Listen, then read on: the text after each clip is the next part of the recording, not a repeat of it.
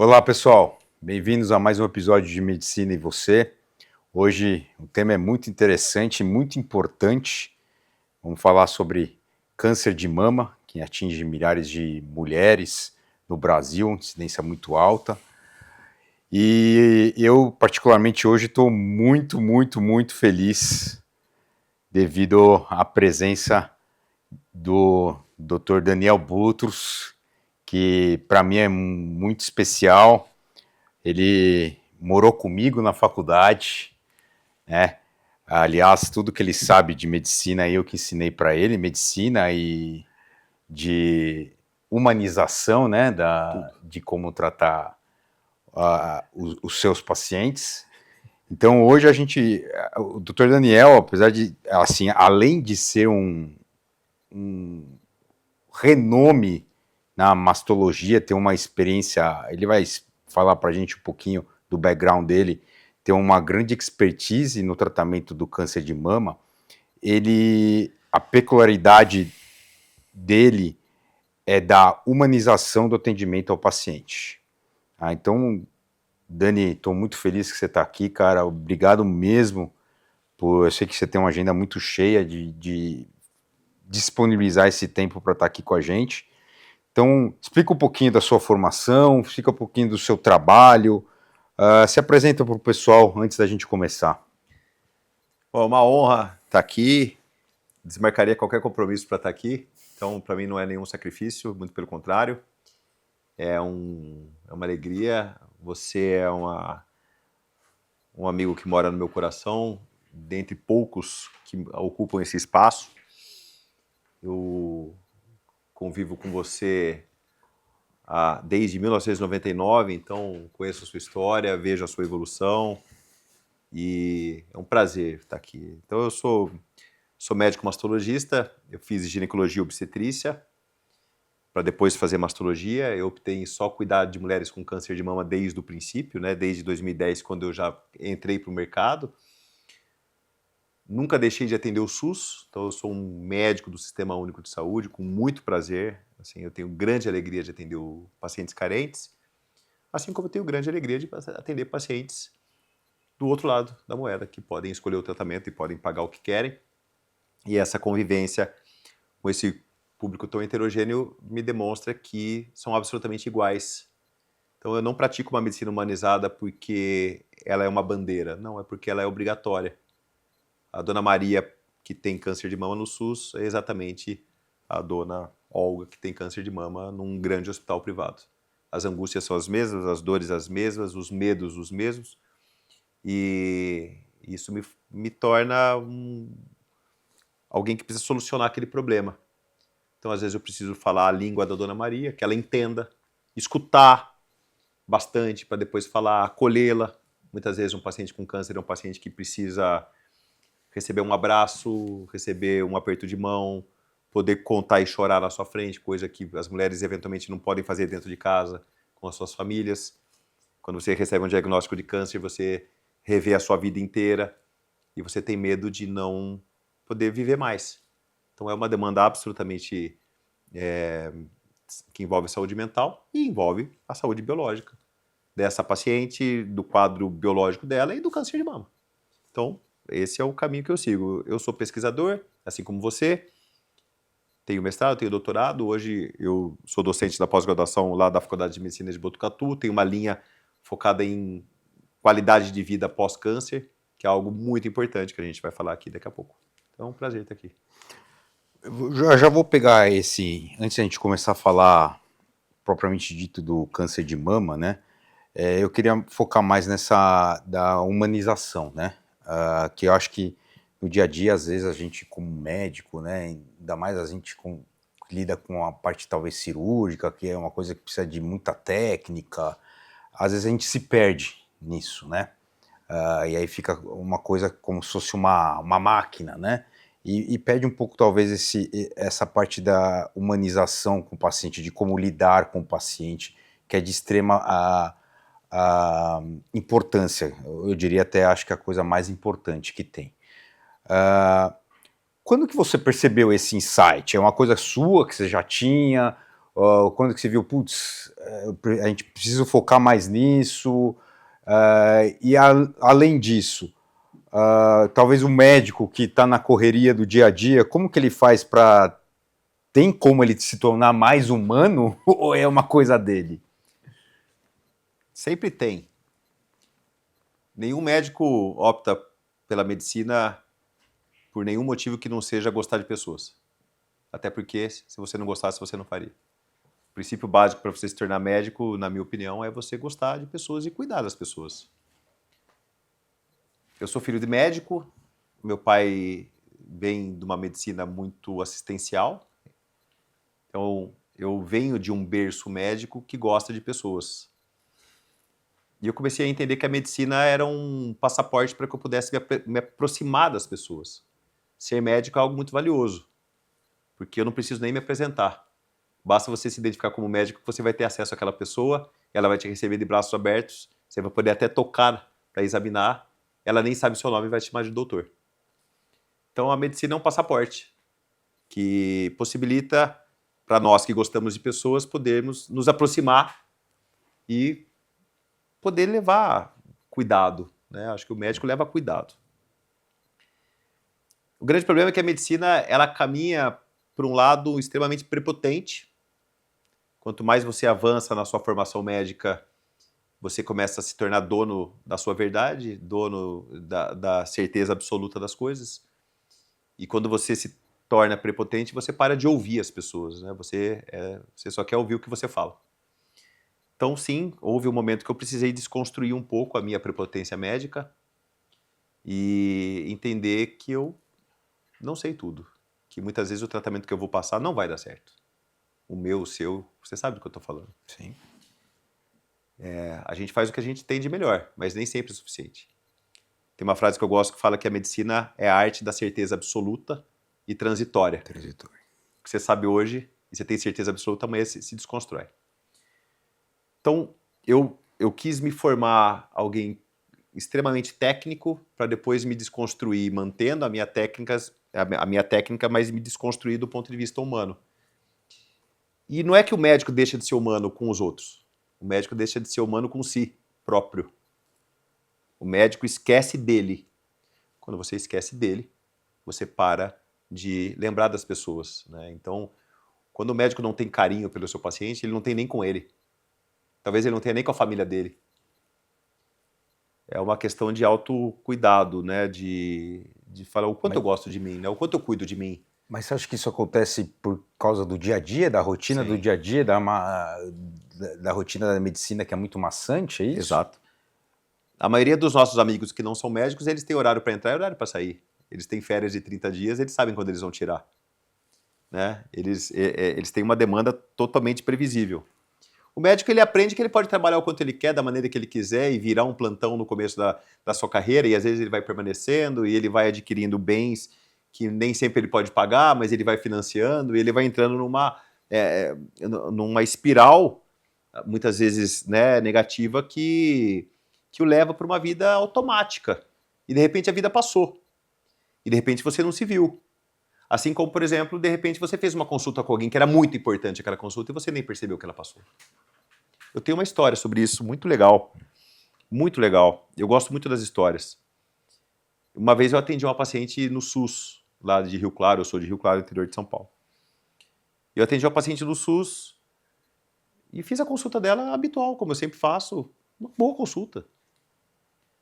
E daí ela saiu e eu chamei outra paciente. E lá nessa minha sala tem uma janela grande que eu consigo enxergar atrás as pessoas indo embora.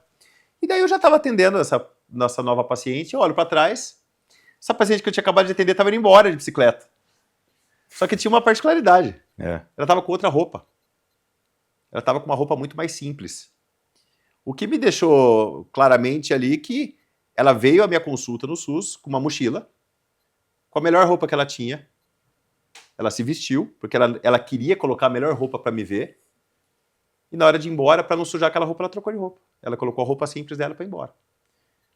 Para ela, aquela consulta era muito importante. Eu não sei se eu levei isso em consideração. Eu não sei se aquela consulta, de fato, foi o melhor que eu podia oferecer. Quando você vai numa festa e você põe sua melhor roupa, é porque você está com a sua expectativa muito alta. E a expectativa do paciente quando vem no médico é essa.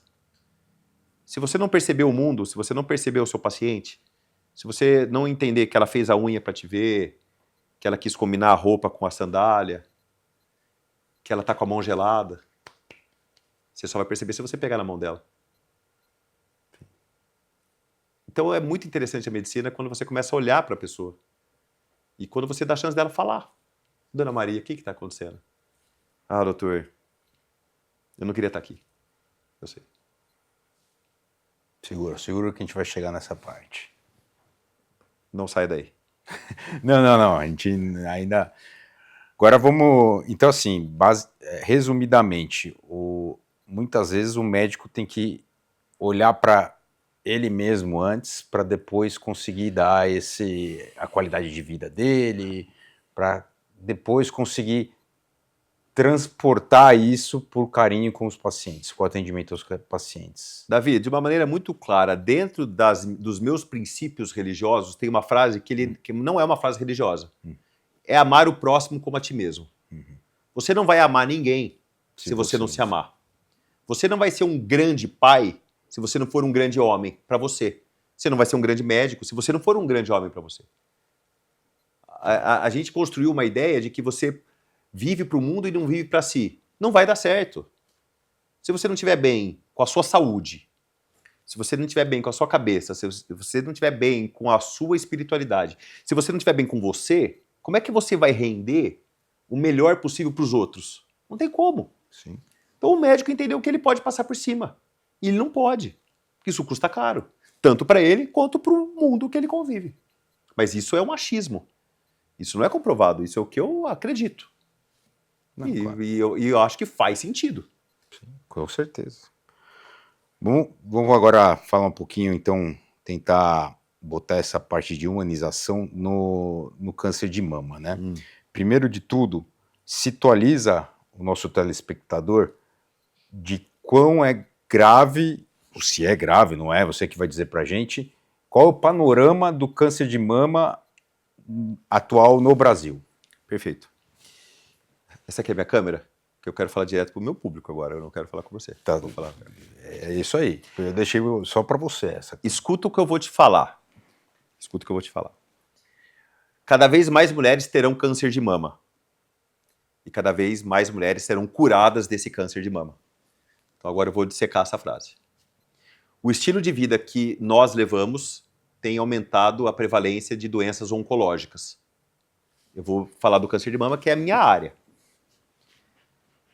A obesidade, o sedentarismo, a alimentação à base de fast foods, de ultraprocessados, o dormir pouco e se estressar muito, que são as bases da medicina do estilo de vida. Quanto mais você se afasta da medicina do estilo de vida, mais risco para doenças. Entre elas, doenças cardiovasculares, entre elas, doenças oncológicas.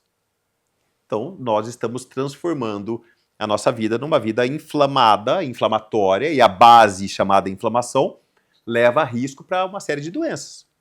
Por isso que cada vez mais mulheres estão tendo câncer de mama. Engravidam menos, ficam mais tempo sob o efeito dos hormônios próprios e até hormônios sintéticos, trabalham muito, treinam pouco, então tudo isso aumenta risco. Perfeito.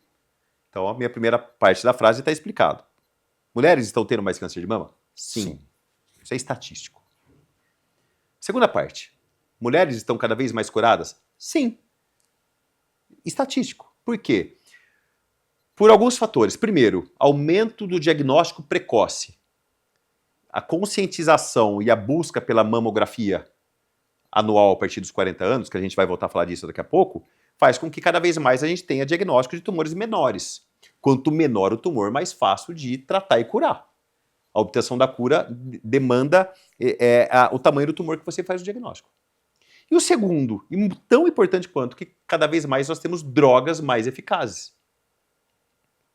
A indústria tem trazido para nós cada vez drogas mais específicas, focadas na doença daquele paciente.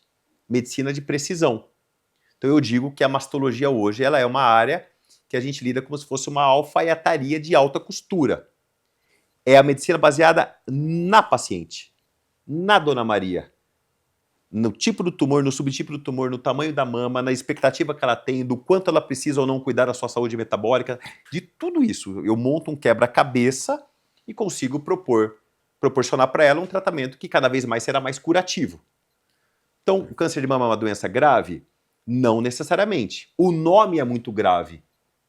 Você escutar um nome, câncer, ninguém quer ouvir esse nome. Eu falo para minhas pacientes, eu não quero estar sentado onde você está. Eu não posso te julgar. Eu não quero perder o cabelo que nem a senhora está perdendo. Isso é muito grave.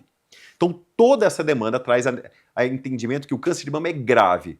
Não, o câncer de mama é sério. Uma doença séria que tem que ser tratada de maneira séria. É isso que eu ia... Então, esse é o panorama do câncer de mama hoje. Uma doença séria que tem tratamento. Já que você já tocou no assunto, é outra coisa que eu queria te perguntar. Se isso ainda existe ou não e quais são suas táticas para tentar driblar o que eu vou perguntar agora. Que é o seguinte, ainda existe aquela... a mulher deixar de ir no mastologista por ela ter medo de ter o diagnóstico do câncer de mama? E como você humaniza para que isso não aconteça, se é que acontece? Existe muito, eu acho que isso é mais comum no seu mundo, de homens. Sim, eu fiz exatamente essa pergunta por causa no câncer de próstata existe isso. O homem é muito mais temeroso com o diagnóstico do que as mulheres. Até porque as mulheres têm muito a perder. Porque na cabeça delas, elas têm os filhos. O homem também tem, só que a mãe é mãe e pai é pai. Então na cabeça daquela mãe, tem jeito. Ela sabe assim que ela que tem é. muita coisa para cuidar. Então, mas mesmo assim tem mulheres que têm muito medo e deixam de procurar. Eu acredito, pela pouca experiência com os homens que eu tenho, é que o homem foge muito mais. Eu falo isso por mim. Eu tenho um pouco de medo de fazer um diagnóstico, claro. Né? Não. Mas as mulheres, elas são mais aguerridas. Agora, o que eu falo para quem tem medo? Todo sofrimento tem data para acabar. Esse medo que você tem, se configurar num diagnóstico de um câncer de mama, esse sofrimento vai passar. Quando, com a equipe certa, do jeito certo, tratado da maneira que você merece, costuma dar certo. Então, isso vai passar. Não adianta não fazer o diagnóstico, porque ele vai evoluir.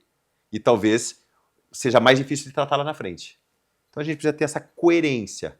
Voltando na linha do que eu acabei de falar, autocuidado. É se cuidar. É te dar a oportunidade de ter caminhos melhores, né? Então, a gente vai falar um pouquinho agora da prevenção.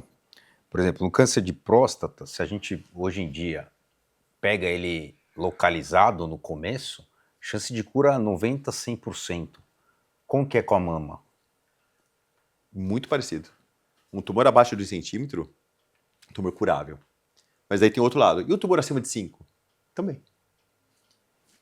Vou te falar uma situação muito comum hoje. Mas no é câncer menos, de mama. o de 5 é menos. Depende. Depende, isso que eu estou te falando. O tumor abaixo de 1 centímetro ele é curável independente de qual tipo é. Qualquer tipo, abaixo de 1 centímetro é curável. Basicamente isso. Tá? E tumores grandes? Então, eu tive um tumor grande e não estou curado. Calma, calma. Hoje existe, por exemplo, um exemplo, tá? O tumor HER2 positivo. É um subtipo específico de câncer de mama que é comum. Eu tenho pacientes jovens, metastáticas, onde o câncer de mama já saiu da mama e estão em outros órgãos, que estão em remissão completa, nem operaram por conta de droga. Então, para tumores precoces é mais fácil tratar e curar. Para tumores mais avançados, existe tecnologia hoje para a gente atingir. Só que nem toda paciente tem acesso a essas drogas. Nem depende do sistema que você está sendo tratado, você não vai ter. E aí entra numa questão Brasil, logística de tratamento. Todo mundo tem acesso a tudo? Não. Infelizmente, a gente não vive num país onde a palavra equidade se faz prático. É na demanda certa do que você precisa. Não, nem sempre é assim. Não, mas a ideia é sempre tentar fazer a prevenção para pegar o mais precoce possível, mas se você não pegou por algum motivo... Não é desesperador. Não, é desesperador. Existe Essa é a o mensagem. fim do tudo. Sim. Tá bom, a gente vai para um rápido break e a gente volta nesse ponto aqui, que é o da prevenção e diagnóstico. Muito valioso. Já volta. Estamos apresentando TV Judaica em Foco é um programa que traz informações de qualidade, reflexões atuais e uma visão ampla sobre os temas que impactam o nosso dia a dia. A cada edição exibe entrevistas com personalidades do Brasil, de Israel e de diversas partes do mundo. O programa também conta com reportagens exclusivas produzidas pela equipe de jornalismo da TV Judaica. Programas inéditos vão ao ar às terças e quintas-feiras às 22 horas, com reprises aos sábados às 23 horas e domingos às 21 horas. Baixe agora mesmo o aplicativo em seu celular, disponível na App Store e Google Play. Moço, por que o senhor tá correndo feito louco? Não posso perder o programa em Foco, vai começar às 21 horas. Voltamos a apresentar. Sejam bem-vindos de volta, pessoal. A gente tinha parado no último bloco aqui para falar um pouquinho ainda da prevenção e do diagnóstico do câncer de mama, né? Tudo aliado a essa humanização que eu acho que é fundamental na medicina atual, né? Conta pra gente resumidamente, bem diretamente, esquematicamente, qual mulher que deve fazer, qual mulher deve fazer a prevenção do câncer de mama? Tá. Prevenção sempre todos. Todas as mulheres. A partir de que idade? Eu vou falar, quando eu for falar de prevenção, eu queria dividir essa minha resposta nos 4 âmbitos da prevenção: primária, secundária, terciária e quaternária. Perfeito. Tá? Vamos esquematizar. Prevenção primária é para todo mundo, não é para mulheres. Então agora a gente tá... Sim. Chama o seu marido. Chamou? Põe para ele para ouvir isso aqui.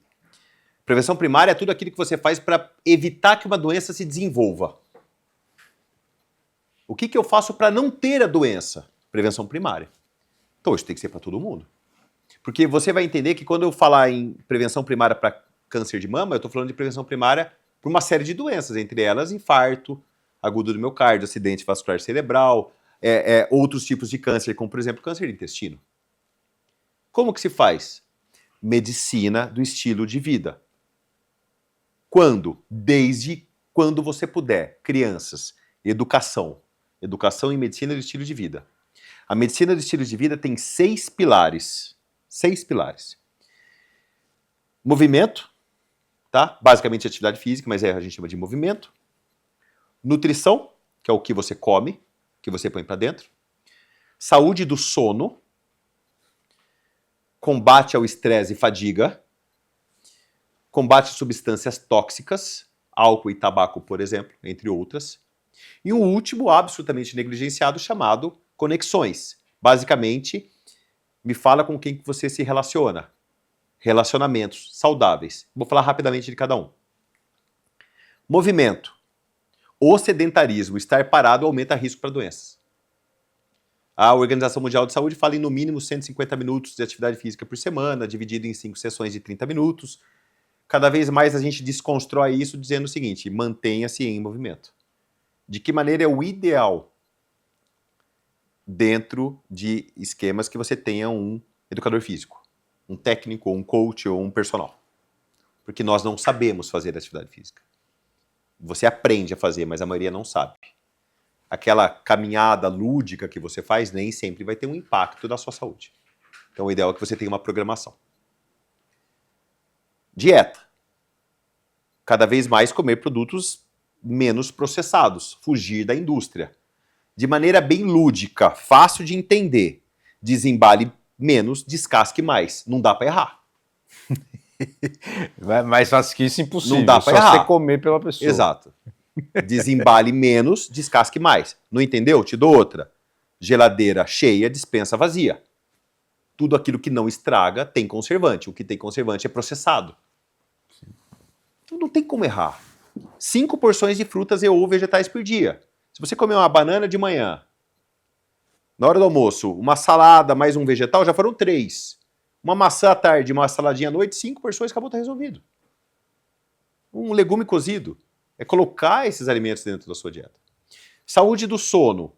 A gente precisa entender que a gente precisa dormir. E dormir é aquele suficiente para que você acorde no dia seguinte com vontade de seguir o dia. Sono restaurador. Eu durmo e acordo bem. Tá? Combate de estresse e fadiga. Fundamental. A gente aprendeu que a gente tem que descansar no final de semana. Não, mas você pode ter durante o seu dia escapes. Geralmente, dentro da atividade física, já é um bom controle de estresse, né? Sim.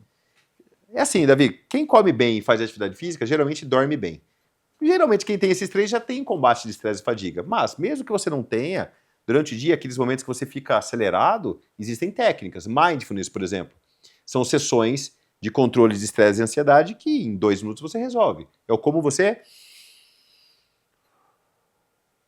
aprende a respirar, como você aprende a se desligar. Álcool e tabaco. Todo mundo sabe que fumar faz mal. Isso já é configurado no nosso conhecimento de hoje, 2026. Há 30 anos atrás, não. Hoje ainda negligencia muito o álcool. As pessoas acham que pode beber quanto querem. Não é assim. A ciência já demonstra que até 2 doses por semana, ok, o ideal é álcool 0. Mas até 2 doses por semana, e vamos quantificar, 2 cervejas de até 350 ml ou 2 taças de vinho. São toleráveis. Acima disso, você começa a aumentar risco para câncer de mama, por exemplo, e outros tipos. Aquela história, então, de um vinho todo dia para a parte que é bom, tomar uma dose de vinho. Isso já caiu há muito tempo. Né? A cardiologia defendeu isso há muito tempo. Hoje não tem mais essa correlação. O seu álcool diário vai te trazer prejuízos. Não é saudável.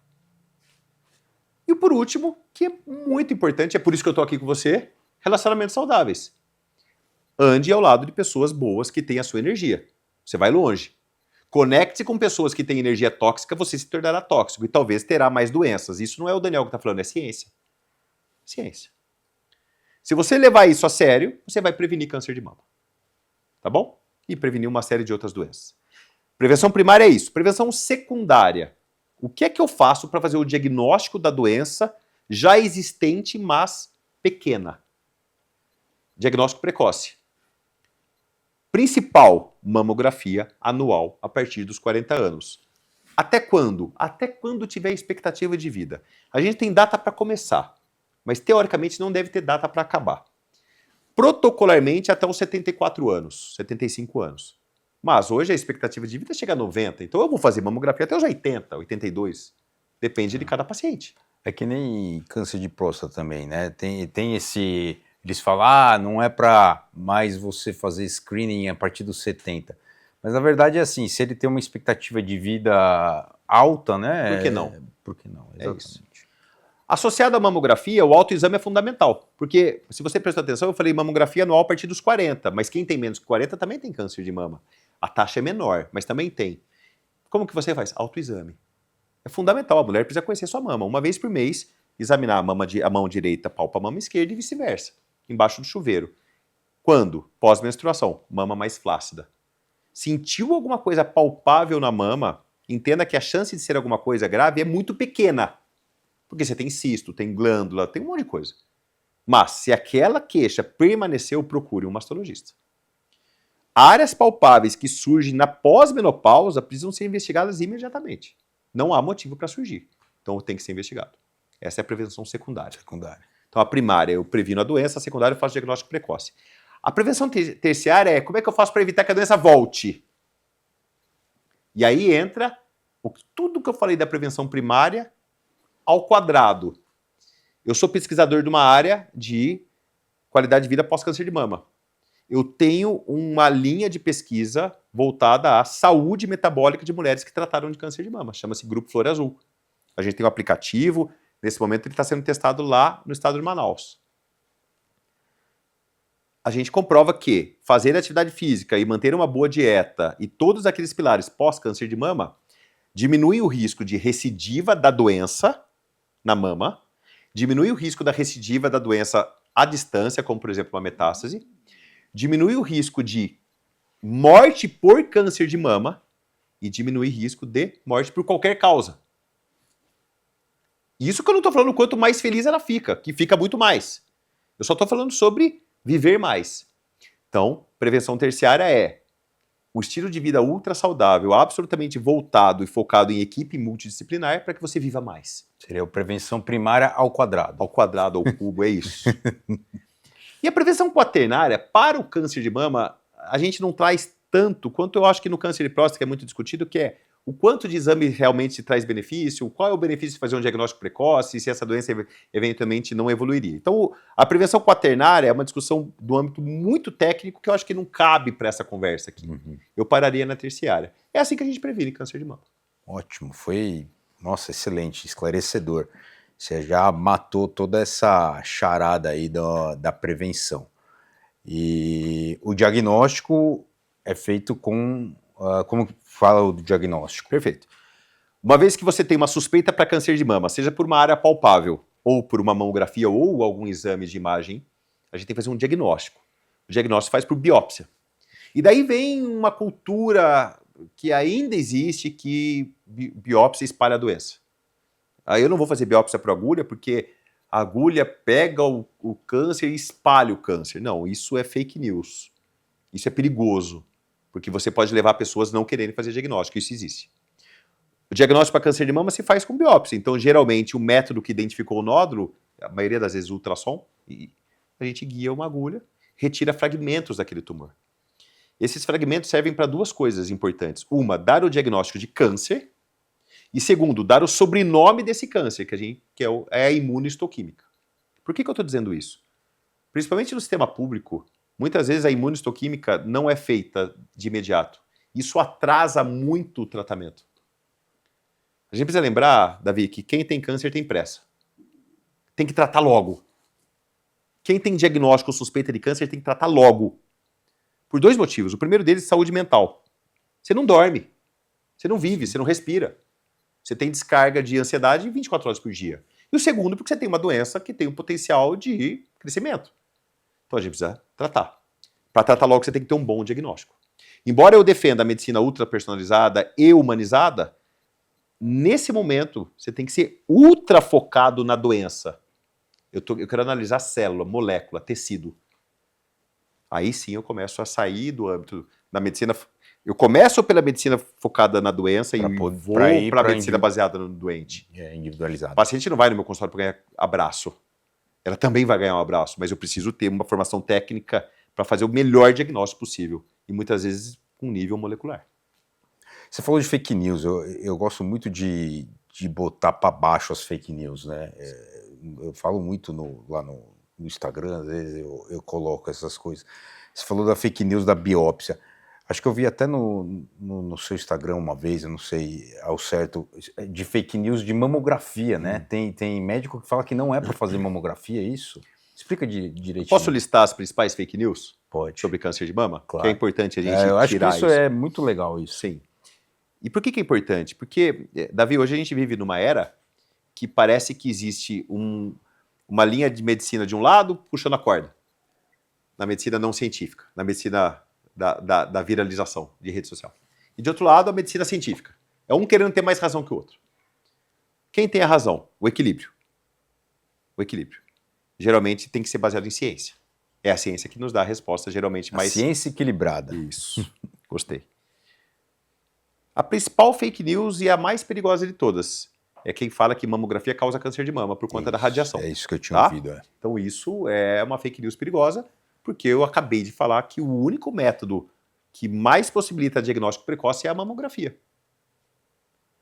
Comprovadamente, a radiação da mamografia, principalmente com os mamógrafos que nós temos disponíveis hoje, ela é desprezível sob o ponto de vista de iniciar um quadro neoplásico. Aquela radiação não vai te trazer câncer de mama. Ponto. Então, principal, mamografia não causa câncer de mama. Desodorante não aumenta o risco para câncer de mama. Ah, mas e o desodorante com alumínio? Inclusive o desodorante com alumínio. A ciência demonstra que o alumínio que tem no desodorante não causa câncer de mama. A gente vive num país tropical, use desodorante, por favor. Usar sutiã apertado não aumenta risco para câncer de mama. Obesidade causa câncer de mama. Obesidade causa câncer de mama. Essa é a verdade. Essa é a verdade. Essa história da romantização da obesidade, como eu posso ser o que eu quiser, claro que você pode ser o que você quiser. Só tome cuidado para levar isso à frente, dando uma certeza de que a obesidade ela pode ser benéfica. Nunca será. A obesidade nunca será benéfica. E eu não estou discutindo o quanto é difícil perder peso. Eu posso voltar um dia aqui só para a gente falar de obesidade, que é a minha área principal dentro da oncologia. Hoje eu estudo muito obesidade, mas hoje a gente não vai falar de caneta, falar nada disso. Então, acho que essas linhas das fake news, agora surgiu uma, né? Que veneno de abelha causa câncer. Que veneno de abelha trata câncer de mama. Então, tem uma publicação muito frequente no Instagram que o estudo, não sei aonde, comprovou que o veneno da abelha trata o câncer de mama. Só que isso é muito perigoso. Primeiro que isso não é verdade. Se for, é in vitro. Se for, é uma pesquisa em animais. Só que isso é muito perigoso. Porque eu te dou uma situação. Imagina uma senhora de 72 anos com câncer de mama metastático que não está respondendo ao tratamento convencional. Quando ela escuta isso, ela vai fazer o quê? Vai tomar picada de abelha. Ela vai tomar picada de abelha. Ela vai pegar uma abelha e tomar picada. E essa picada pode levá-la a prejuízos, entre eles óbito. Tá? Então, a gente tem que tomar muito cuidado. Como que você foge das fake news? Observe quem está falando. Quem é esse cara que está falando? Sim. De onde ele veio? Deixa eu ver o Instagram dele. Começou com pós-graduação internacional, começou a falar difícil. Ou, quando começa o vídeo dizendo a medicina não quer que você saiba o que eu vou te falar. Porque existe uma teoria da coisa. Esquece. A medicina é simples, as informações são simples. A gente tem que tomar muito cuidado com o que escuta. Escutou uma coisa muito... Vá procurar a fonte. Perfeito, perfeito. Bom, já falamos da prevenção do diagnóstico. A gente vai dar antes do break, eu quero fazer uma pergunta antes. E responda, não precisa ser rápido, mas acho que essa pergunta é para a gente fechar o bloco. Tudo bem, fez o diagnóstico da paciente. Como o telespectador já viu, você é um cara que, além de ter um amplo conhecimento técnico, prioriza a humanização do tratamento na medicina. Qual que é o seu jeito? Fala pra gente, por exemplo, finge que eu sou a Dona Maria, como é o seu jeito, se tem alguma tática, ou você, na hora você vê como a paciente é, qual o seu jeito que você acha o correto de dar a informação para a paciente que ela tem o câncer de mama? Tá, ótima pergunta. Não tem segredo. Não existe o meu jeito. Cada um tem o seu. Mas tem uma estratégia que costuma dar muito certo. Primeiro eu escuto. Depois eu falo. Só que essa escuta é longa. Não é uma escuta curta. A paciente vai me trazer exatamente a demanda que eu preciso levar para ela. O quanto que ela tem medo, o quanto que ela vai aceitar ou não um tratamento convencional, quais são as expectativas. Ela vai trazer todas as suas angústias. E eu tô aqui olhando para ela e respeitando, eu não tô mexendo no computador. E ela falando aqui, não, eu tô olhando para ela. E daí eu tô já pensando de que maneira que eu vou abordá-la. Não tem como dar errado, Davi.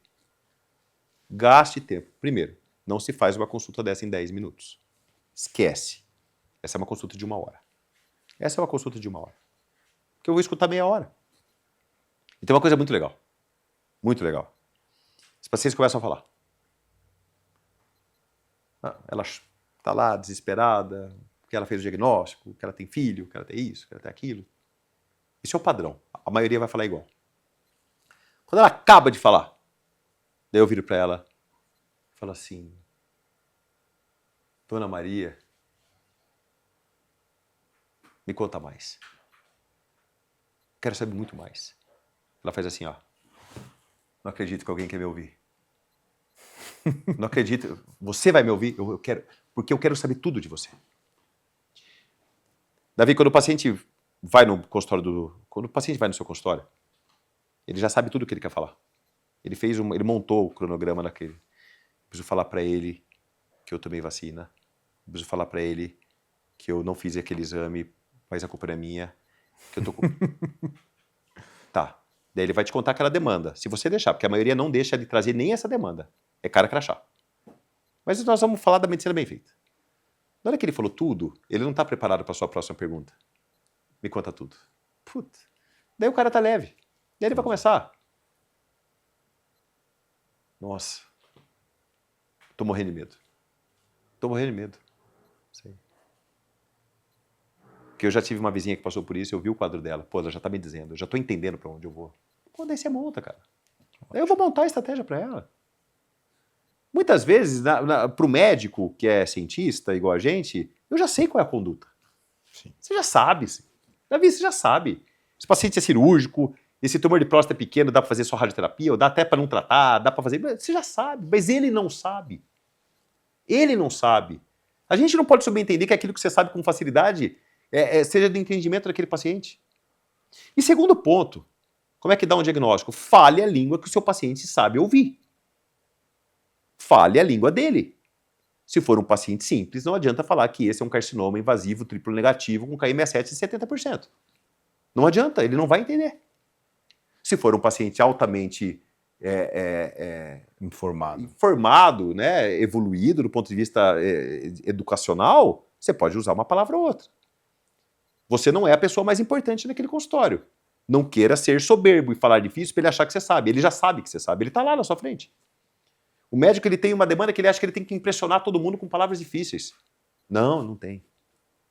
Nós, da medicina científica, estamos perdendo pacientes para a medicina não científica porque a gente não sabe se comunicar. Então a gente tem que ser simples. Escuta e fala simples, não tem como errar. Excelente. A gente vai para o rápido break e volta para o último bloco. Estamos apresentando... Para não ficar de fora e poder assistir 24 horas por dia a TV Judaica, baixe agora mesmo o aplicativo em seu celular, disponível na App Store e Google Play. E assista também em sua Smart TV, direto da loja de aplicativos do seu aparelho, totalmente gratuito. TV Judaica, a primeira televisão judaica brasileira. Voltamos a apresentar. Estamos de volta para o nosso último bloco. Daniel, eu fiquei sabendo aí que você tem um projeto, não sei se é exatamente isso que eu posso falar, mas Caminhos de Cura. Explica pra gente exatamente o que é isso. Esse é um assunto que eu gosto de falar.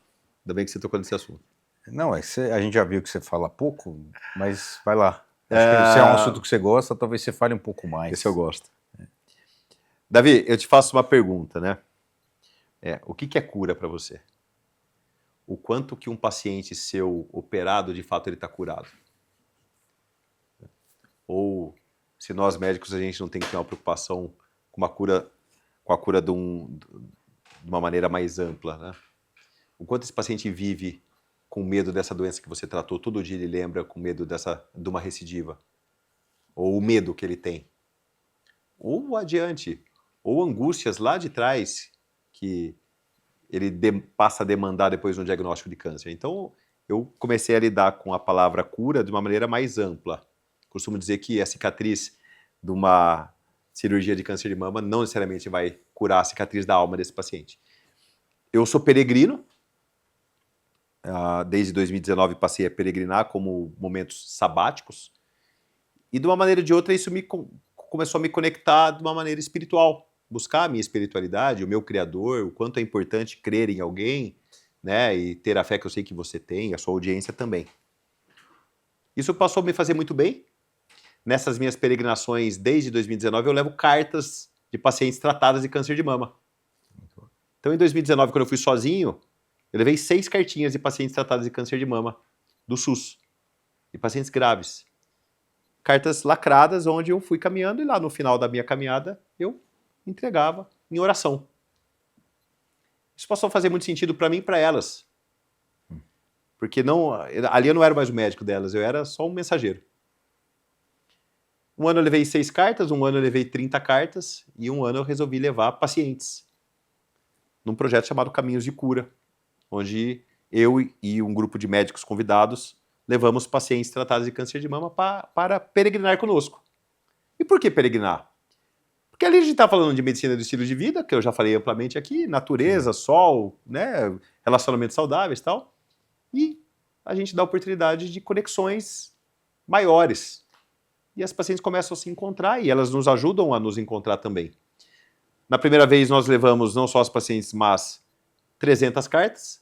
Começou em 6, né? E ano passado a gente levou 1.500 cartas. Nossa, que sensacional. E esse projeto chamado Caminhos de Cura é um projeto voltado a mulheres tratadas de câncer de mama. Esse ano nós teremos 4 peregrinações, cada vez mais teremos mais. Ela não é uma peregrinação religiosa, ela é uma peregrinação para autoconhecimento e busca espiritual. Ela é realizada numa rota religiosa, porque é a rota que nós temos aqui no estado de São Paulo, que é o Caminho da Fé, que chega na Basílica de Nossa Senhora Aparecida. Eu tenho muitas pacientes de religiões não católicas que caminham comigo, como eu falei, não é religioso, e que faz muito sentido. E o que é mais interessante é que isso abriu a minha cabeça de uma maneira a entender que a busca da cura não é uma busca só científica. Mas tem uma coisa legal. Nossa, sensacional. Mas tem uma coisa legal. Muito legal. Ele passou a me ensinar uma coisa importante. Eu posso ter a espiritualidade e a fé que eu quiser. Se eu, como homem, não cuidar de você como homem, a gente não vai chegar longe. É o homem cuidando do homem.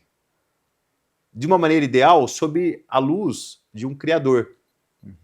Mas eu preciso ter a iniciativa de cuidar de você, porque eu tenho certeza que quando eu precisar, você vai me ajudar. É o homem cuidando do homem.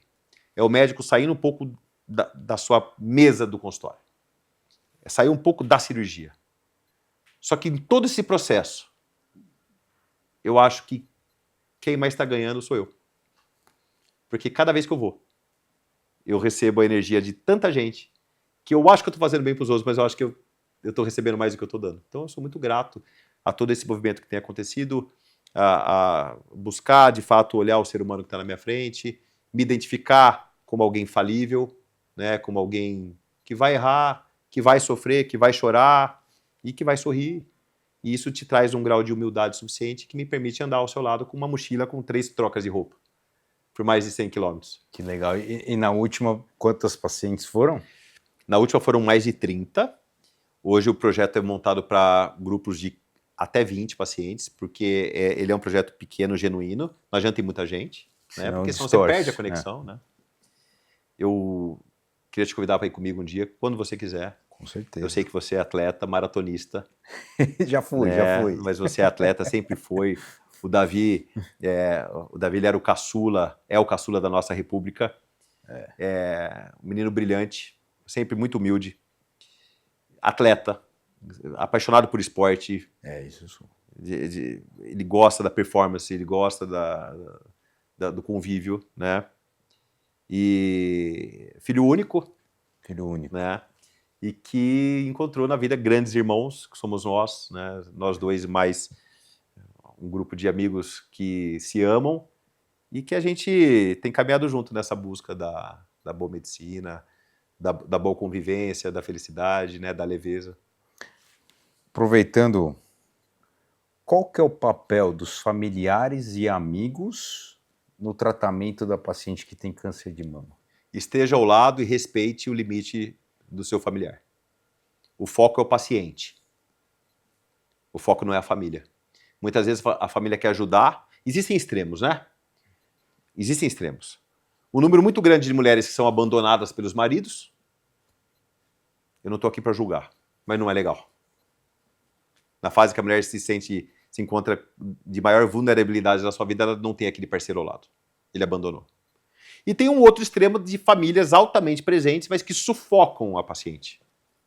Blindam e sufocam. Daniel, o que eu faço como familiar? Esteja ao lado, à disposição, respeite os limites do paciente. Quem manda é ele. Simples também. Escuta ativa. Fala pouco, escuta muito. Perfeito, perfeito. E ainda nesse aspecto psicológico do paciente, você manda todos os seus pacientes para um acompanhamento psicológico ou não? Só quem precisa. Só quem precisa. E Só quem precisa. Eu tenho uma equipe multidisciplinar grande, tenho psicólogos, fisioterapeutas, educadores físicos, nutricionista, enfermeira de curativo. Eu tenho uma equipe grande que trabalha comigo tanto em Rio Claro quanto aqui em São Paulo. E na medida necessária, os pacientes são encaminhados na hora que precisa. Só que tem uma coisa importante, eu não delego a responsabilidade, não. Eu sustento a necessidade e delego. Porque não adianta o médico falar assim, vou te encaminhar aqui fazer atividade física. Não. Davi, é muito importante você fazer atividade física, cara. Por conta disso, disso e disso. Então, eu sustento a prática e daí eu encaminho para quem sabe fazer. Ó, você precisa de um acompanhamento psicológico por conta disso. Eu não consigo ir daqui em diante. Eu tenho os meus limites, eu sou médico, psicólogo, então eu vou te encaminhar. Então, assim, não é simplesmente ao psicólogo, ao nutricionista, ao educador de vida. Não. Preciso demandar tempo, porque o paciente, ele acredita no médico. Existe uma cultura que o médico é o pilar fundamental de um tratamento. Eu não concordo, eu acho que todos são fundamentais, mas a cultura popular é que o que o médico fala é lei. Então você não adianta delegar. Você tem que explicar, sustentar e encaminhar para quem você confia. Aí até falar com esse profissional, né? Sempre estar em contato com ele, perguntar para o paciente também como é que está indo nesse sentido, né? Nos outros sentidos. A gente chama de tumor board, né? Que é a discussão do caso. Isso, exatamente. Tumor board. Aquele paciente é tão importante que eu faço uma reunião com toda a minha equipe sobre ele. É isso. Daniel, foi um papo muito legal. Eu vou mudar minha prática. Vou tentar. Eu já faço muitas coisas que você falou, mas tem coisas que eu não faço. E esse outro olhar que você deu para mim vai ser muito benéfico para mim na minha prática do dia a dia, sendo bem honesto e sincero. Tá? Eu queria te agradecer muito por você ter vindo. Eu tô muito feliz mesmo. E me dê as últimas considerações, a mensagem final que você quer deixar para o telespectador. Por favor, a câmera é sua, né? Bom, eu quero agradecer muito o convite. É sempre importante trazer informação de maneira leve, é esse o intuito.